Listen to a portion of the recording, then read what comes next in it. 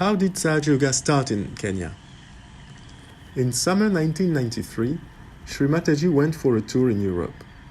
I was a young yogi then, having got self-realization in August 1991, and in the French collective from 1992. In summer 1993, in July, Uncle Bokwe from South Africa, Arsène Mutambasa from Congo-Brazzaville, and I found ourselves in Paris Ashram in Montfermeil to meet with our Divine Mother. We gave her a map of Africa so that she could put her divine feet on it. I told Mother that I was due to go to Kenya for work, and she mentioned that she had actually been to Kenya quite some years ago.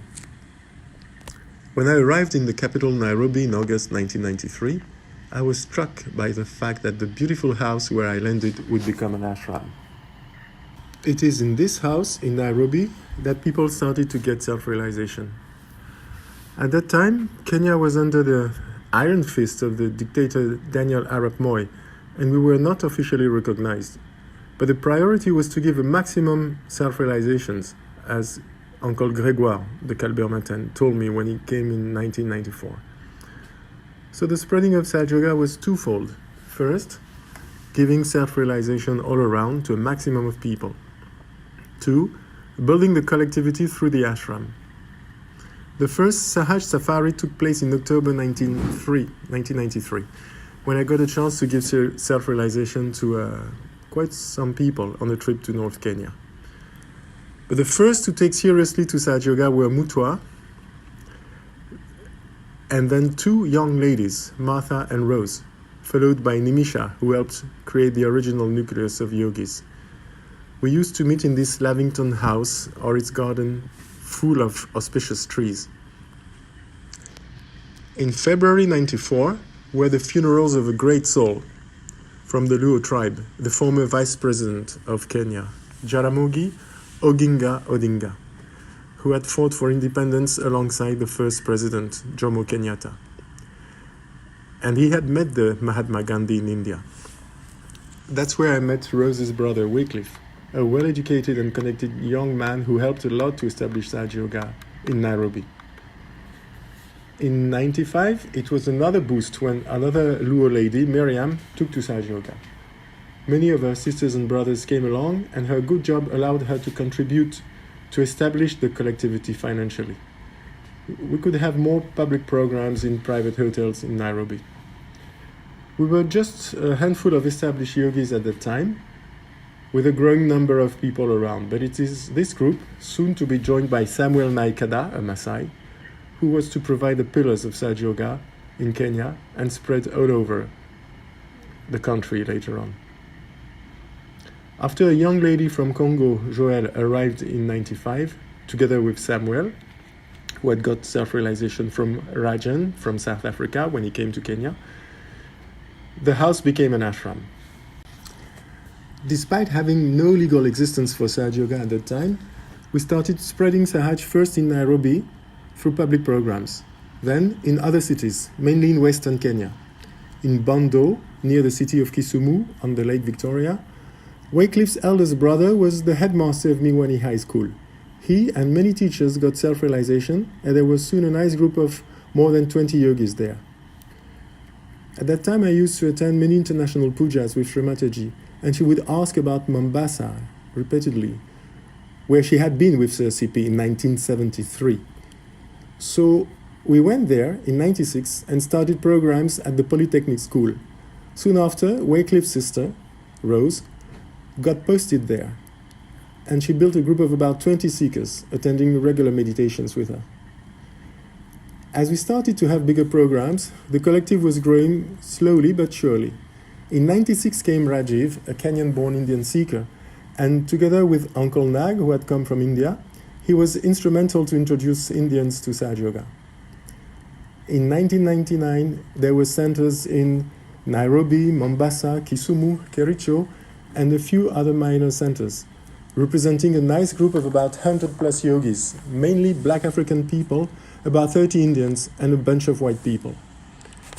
After I had left Kenya in 1999, our brother from India, Kapil Goyal, came in 2002 and took over building or rebuilding the collective in Kenya. At this time, the official registration of Sahaja Yoga Kenya was done, and the country had become a democracy. Shri Mataji, it was year 2002 when I shifted from Nigeria to Kenya in my new job. Nairobi was my new karma bhumi to work and also to spread Sahaja Yoga in that beautiful country of big five animals. So when I started living in Nairobi, I found the Sahaj collectivity was pretty small, maybe 4 or 5 yogis there. I had very strong desire to be an instrument for Sahaj Yoga spreading in Kenya. And in that mission, 2-3 active yoginis, Sahaj yoginis, helped me, and that's how the Sahaj Yoga spreading work started. First of all, I introduced Sahaj Yoga to my own apartment mates where I was living in a paying guest accommodation, and they were around 7 to 8 members. They all got self-realization within the first week of my living there, and also they came to the Sahaj Yoga weekly center in Maharashtra Mandal in Nairobi. So that was the beginning for me, and it was really motivating. Then we got chance to go on air live on the most popular radio FM of Nairobi. It is called East 106 FM radio, very popular among Indians and especially Gujaratis there. They invited us to give an interview about Kundalini, Shakti, about Sahaj Yoga, and they had been already advertising before 2-3 days so that more and more people can listen to it. This live air interview was listened by thousands and thousands of listeners across Kenya and also some other countries like Nigeria. By the grace of Shri Mataji, many listeners got their self-realization too at the end of the interview, when we asked the listeners to open their hands and to pray to Shri Mataji for getting their divine connection. And many of them followed the instructions, and they felt cool breeze, and they called us instantly when we were sitting in the studio. After this radio interview, we were invited by Sikh community, the Sardar community of a city called Kericho in Kenya, and approximately 50 Sikh families got their self-realization in their auditorium. They had a very big Gurudwara. In the auditorium, we did this program, and they got their blessing for the first time. Then we also got chance to go to Nakuru city, which is also in Kenya, and we did a Sahaj program there.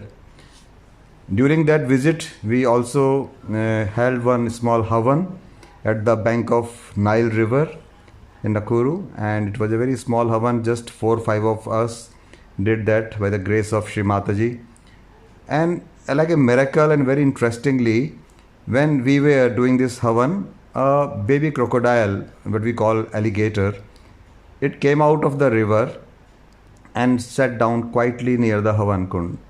And after the aarti was done, it quietly went back also.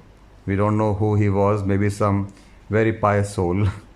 We got chance to do few more public programs in Nairobi afterwards, in Athi River area, in Mombasa city. And then we went to Tanzania as well, the neighboring country, and we did some programs in Moshi town and also in the capital, Dar es Salaam. During my Kenya job, I also got chance to visit Kinshasa, Congo in Central Africa. I went there for my official trip of my company, and unfortunately I got kidnapped there by armed robbers one day, and by the grace of Shri Mataji, I got escape also, and I returned safe to my hotel. And not only that, next day we could do a very good public program of Sahaj Yoga for the Indian community in Kinshasa in a Hindu temple. So likewise, many things were happening during my stay there. I got this blessing to become an instrument for Sahaj Yoga spreading, and a lot of things I learned there in that country. It's a very beautiful country. there are a lot of other beautiful memories and incidents in my mind, but I'm not able to share all of them. So I'm just sharing few of them. Jai Shri Mataji. After Kapil's stay, Rajiv Rajan came and continued for years with the collective. In 2012, a group of yogis from UK carried out some successful programs in Nairobi and Kisumu, out of which our sister Evelyn Odek got her self-realization, and she's here with us today. Sahaja Yoga had its ups and downs in Kenya, but there are still dedicated yogis today who continue the work of enlightening this beautiful land, which is more fertile and open to truth than ever today. Jai Shri Mataji.